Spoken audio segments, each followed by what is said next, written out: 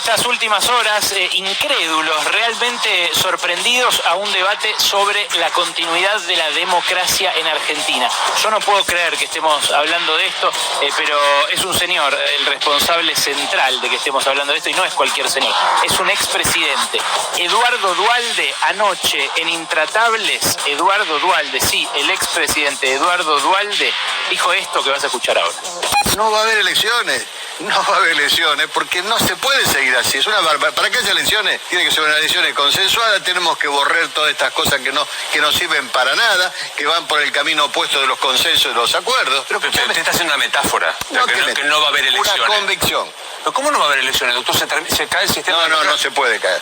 ¿Vos te crees que no se puede caer? ¿Cuántas veces se cayó? 14 veces estoy diciendo. ¿Pero usted ve riesgo de que se interrumpa el sistema? Pero por supuesto. ¿Pero por qué no va a haber elecciones? No va a haber elecciones porque Argentina es la campeona de las dictaduras militares. 14 en 50. ¿Pero usted dice que Alberto Fernández va a tener un golpe? Pero por supuesto. ¿Que Alberto Fernández va a tener un golpe? No, ¿dónde va a ser? No, ¿en dónde va a ser? Bueno, lo de Duhalde no fue un exabrupto, no es que se le escapó ahí en Intratables, porque después esta mañana lo volvieron a llamar de Radio 10, lo volvió a decir, lo volvieron a llamar de otro canal de televisión, lo volvió a decir, y lo había dicho antes, lo había dicho también el domingo con Mauro Viale, o sea que no fue un exabrupto, lo dijo en varias radios, esta mañana dijo que Argentina transita el camino de un golpe, que Argentina está en la senda del 76, que no es ahora, que bueno, que hay que tener cuidado, pero que puede llegar a pasar algo así. Busca el escándalo Duhalde, por supuesto, y por supuesto también lo consigue. Es muy, muy irresponsable, es una expresión absolutamente marginal, extemporánea, es una expresión anacrónica, además, porque no hay miles de personas que piensen como él, ni tampoco factores de poder real que estén en contacto con militares para dar un golpe, como pasaba en los años 70. Salió a hablar el jefe, hizo un tuit el jefe del Estado Mayor Conjunto, Palego, que la mayoría de la gente ni siquiera sabe quién es el jefe, ni siquiera los periodistas mejor informados saben quién es el jefe del Estado Mayor Conjunto, porque justamente no es el factor de poder que era en los 70. Y tampoco está la democracia argentina en el subsuelo en que están desde hace mucho tiempo las de Brasil y Chile. ¿O no se acuerdan que en Brasil, después de que le dieron el golpe institucional a Dilma Rousseff, gobernó Michel Temer durante 1 año y medio, sin elecciones, crecientemente respaldado por las fuerzas de seguridad y luego los militares, pero además gobernando a gusto de los empresarios, con reforma laboral, reforma previsional, reforma impositiva? ¿O no se acuerdan que en Chile, que es cierto, hoy cogobiernan prácticamente los carabineros con Piñera? ¿No se acuerdan el abismo al que los asomó justamente el plan económico de Piñera y las manifestaciones populares que hubo para que renuncie el año pasado durante como 6 meses seguidos? ¿O no se acuerdan también lo que hubo durante el gobierno de Evo Morales para hacer madurar ese golpe que finalmente le dieron a Evo Morales de la mano de Jeanine Áñez? Pero ojo, porque nadie tiene nada asegurado tampoco. Y es cierto que en esos lugares se crearon los climas para los golpes. Se fueron creando, de a poquito, despacito, un día, otro día, una declaración suelta, una declaración por otro lado, una desvalorización de las elecciones, una desvalorización de la continuidad democrática.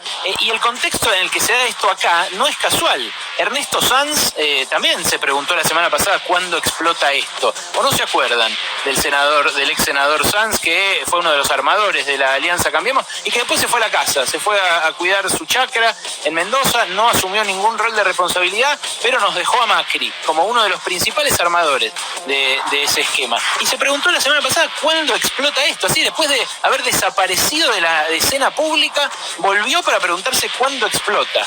Entonces, ahí es donde me parece que sale del exabrupto marginal lo de Duhalde y se convierte en algo realmente muy preocupante.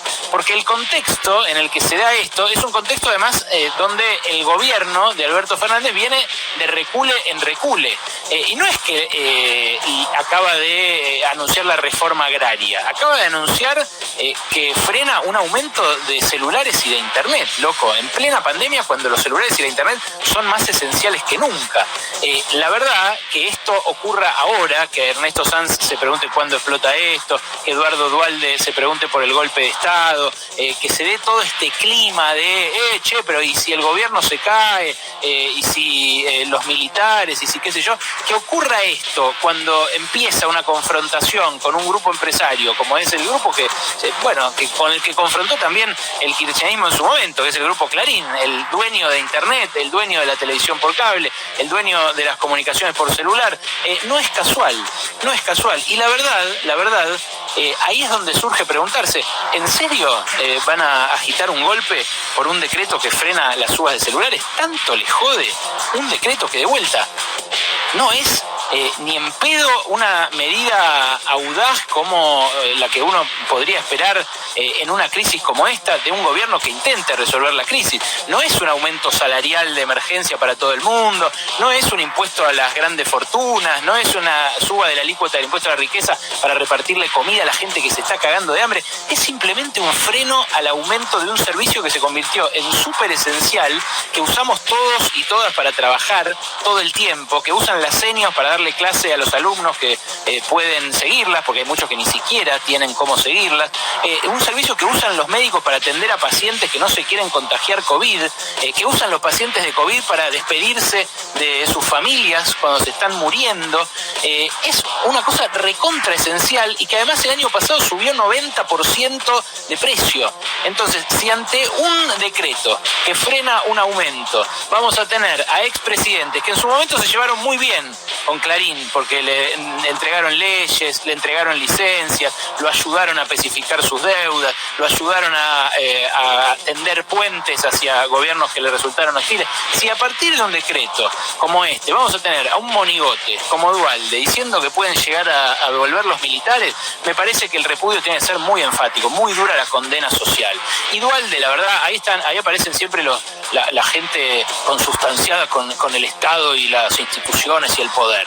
Esos periodistas que les gusta el hombre fuerte, el hombre de poder, que dicen, al fin y al cabo Duhalde salvó la democracia en 2002, nos enseñó, lo leía por ejemplo a Leandro Santoro, que decía, Alfonsín nos enseñó a quererlo y a respetarlo a Duhalde, pero en esta desbarrancó. Bueno, ¿saben qué? Tal vez lo queríamos y lo respetábamos demasiado a Duhalde, a un tipo que mató a 2 pibes porque estaban cortando un puente porque se estaban cagando de hambre.